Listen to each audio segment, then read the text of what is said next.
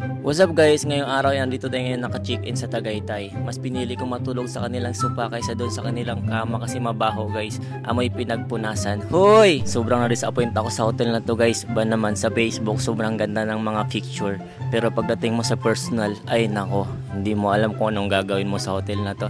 Wala pa silang swimming pool, hindi pa available ngayong araw na to. Tapos yung rooftop, sobrang luma na. Ayan lang guys, so nag-umaga na. Makikita mo na yung magandang view ngayon. View na lang yung Pambawi ito guys eh. Sobrang ganda talaga ng view ng Tagaytay. Syempre gigising na ako kasi umaga na nga. At dahil hindi available ngayon yung swimming pool, maliligo tayo ngayon sa shower nila guys.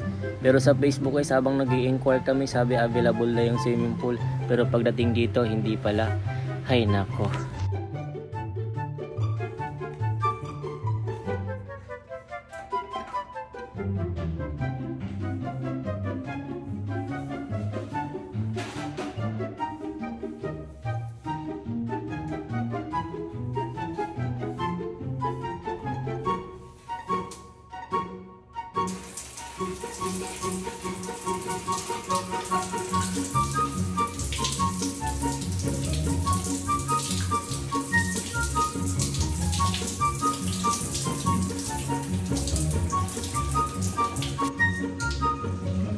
Habang inaantay nyo ako matapos maligo guys, bubudulin ko muna kayo. Meron pala akong binibentang brief tsaka boxer guys dun sa TikTok ko.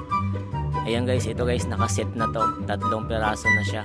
So may gray, black, and blue. Ayan siya guys. Napakaganda ng underwear na to guys. Sobrang kapal niya at cotton siya. So pwede kayong pumunta sa TikTok ko guys, then search nyo lang yan or mag-scroll down lang kayo, mamili lang kayo kung ano yung gusto nyo. Click nyo lang yellow basket, so ayan na guys, ma-ship nyo na yan. At meron din tayong boxer guys na binibenta, doon pa rin sa TikTok ko. Ayan, so nakaset na din to. Meron siyang pink, blue, tsaka gray.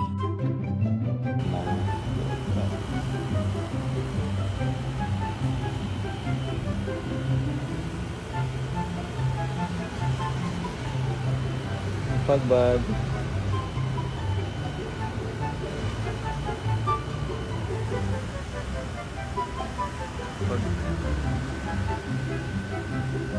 Pagkatapos ko maligo at magkape guys, pupunta naman ako ngayon sa gym. Mag-gym tayo guys.